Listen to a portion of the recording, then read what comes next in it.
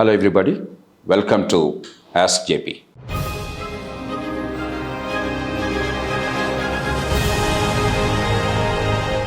Today's questioner is Ravi Verma from Tamil Nadu. He works as an engineer in a public sector undertaking. Ravi, please go ahead. Hello, sir. Myself, Ravi Verma from Tamil Nadu. I'm working in a public sector company. My question is related to India's agriculture sector and its challenges. As we all know, the share of agriculture in GDP is falling, but the employment share in agriculture is not falling proportionately. This shows the very poor agriculture labor productivity. And one of the main reason is small and fragmented land holding. That is, in India, average per capita land holding is less than 1 hectare, which makes unviable for a farmer to adopt any modern technology or mechanization. In the past, government has come up with many reforms, starting from land consolidation to cooperative farming, but none of these reforms made any impact on overall agriculture productivity. In the present day, cooperative farming also faces many challenges like a difference in opinion among the farmers, fear of losing independence in farming activity, land sentiments, which makes difficult to pull the land together for a cooperative farming. So what is the way forward, and how the agriculture sector can be made as lucrative as other sector? Thank you. Thank you, Ravi. Ravi's broad point is valid. The share of India's agriculture in GDP is falling, while the number of people dependent on agriculture entirely is not declining that rapidly. So the per capita income of those in agriculture relative to the rest of the population is continuing to fall. It's now probably at 1/4 or 1/5 of the per capita income of the rest of the people. And obviously there is enormous amount of rural distress and poverty. While we have to ensure that the other sectors of the economy, the industry and the services, they productively employ many, many more people. That's what happens with modernization all over the world. And urbanization is inevitable. We also have to see that the productivity of agriculture and the incomes in agriculture go up. But is collective farming a solution? First, let us see the facts. It is true in terms of management, if you have an aggregation or land pooling or consolidation, then it probably becomes more efficient. You have more capital, you can deploy technology better, you can access markets better, you can probably get also credit better, agriculture credit becomes a little easier, you can be more scientific in farming practices. But to think that you can somehow make the farmers agree to come together and collectivize the farming is somewhat unrealistic and perhaps not even necessary. Because the truth is, in our country, the productivity of small farms actually is higher on per acre basis than that of big farms. Because small farms mean the farmer and his family or her family, they intensively work on agriculture without even counting their own labor input. They take care of it day and night. Therefore, on an average, if all else is equal, namely technology, credit, and other aspects, other inputs, then actually small farms are producing more per acre. Therefore, the problem is not so much the size of the holding. The challenge is, A, how do you ensure that the small farmers, irrespective of size, get access to technology and inputs, particularly technology and management practices? Farmers in our country already are doing that. The government's extension machinery is very weak and inept, like in many other areas of government. But the farmers are embracing new technology and new methods of management, learning from others or learning from private sector. Therefore, I don't think aggregation is necessary at the production stage in order to enhance productivity. What is important is government generates technology, like for instance, genetically modified seeds. Government did not act in time and therefore private sector had to come in. And obviously private sector needs profit in order to survive. And if the government even now wakes up and generates new technology and knowledge and transfers that knowledge efficiently to the people, to the farmers, that will help. Similarly, other inputs. and encouraging micro irrigation and better management practices.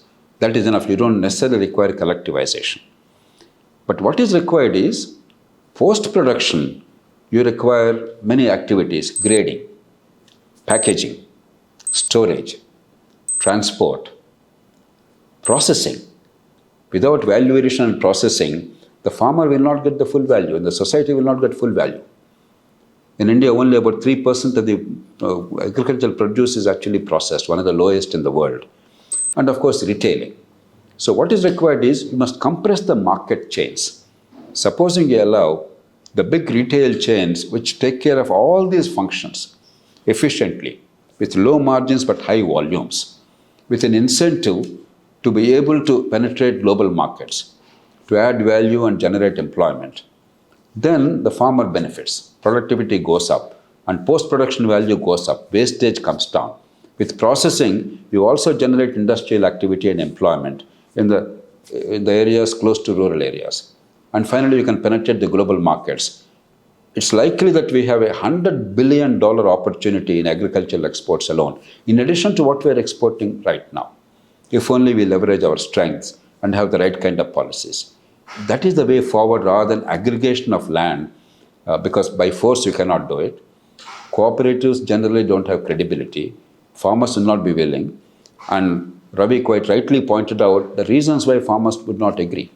The sense of ownership is lost. The incentive of private ownership is not there. And wherever collective farming was tried, like in Russia, it was a collapse. It didn't help. Chinese reform actually started with farmers getting ownership rights in the land, and therefore the incentive to produce more, to sell better, and to make a profit. We cannot reverse the clock. But we have the benefits of collectivization in the post-production areas. Take, for instance, contract farming. Supposing we actually create a legal framework, and already it exists in some form or the other, notwithstanding the failure of the farm laws for political reasons.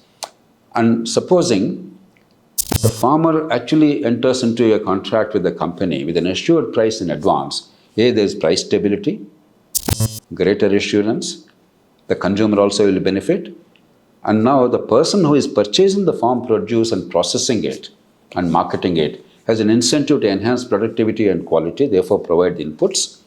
And generally it will be in a contiguous block of area, in an area, even if it's not, each field is not next door to the other, but in the same vicinity, there are a large number of small farms, and therefore they can easily adapt these best practices from each other. And you have all the benefits of collectivization after production. The transport, storage, grading, packaging, guaranteeing the quality of the product, and of course value addition by the contract farmer or the person to whom they, or the company to whom they supply. The third way is, can we look at land ceiling laws in a specific context? You take, for instance, the plantations, coffee, tea, other plantations. They're not governed by land ceiling laws, but they pay income tax, agricultural income tax. Now in India, agricultural income tax is not levied on agriculture. The states are resisting. Supposing we start on a small sample basis or a pilot basis, that you can aggregate land, ceiling laws do not apply, but there must be proper agricultural accounts and you must pay income tax. That's worth considering. Then you have advantages of more investment going. Some people attracted to farming because of their own background or passion. They may like to bring in technology, modern practices, innovation. They risk a lot. Sometimes they may lose, sometimes they may gain. But a lot of investment will flow into rural areas. And a lot of innovation will take place. And the benefits of aggregation, benefits of collectivization will come. Even without doing all that, cooperative dairies are a good model. What is the genius of Amul or NDDB or the dairy cooperatives successful in many parts of the country? While production is decentralized, a farmer typically in India has only 1 or 2 buffaloes. But post-production aggregation is possible, milk chilling center, the dairy, and so on and so forth. The benefits of credit, that is capital, technology, management, quality management, well-trained, highly competent, well-paid management, and access to markets. All these 4 are available collectively to the dairy farmers. Even if individual farmer doesn't get everything at his level, but individual farmer is getting some very important things. The inputs, because typically cooperative dairies, they provide the inputs, the cattle feed, then the health of the cattle, the veterinary services, sometimes even insurance for the members of the family and so on and so forth. So you get the benefits of both without centralizing production. We can easily do that too. So the benefits of scale can be derived even without forcing farmers to part with their lands and to go for collective farming, because politically and socially, probably the government cannot go for collectivization. It may not even be desirable.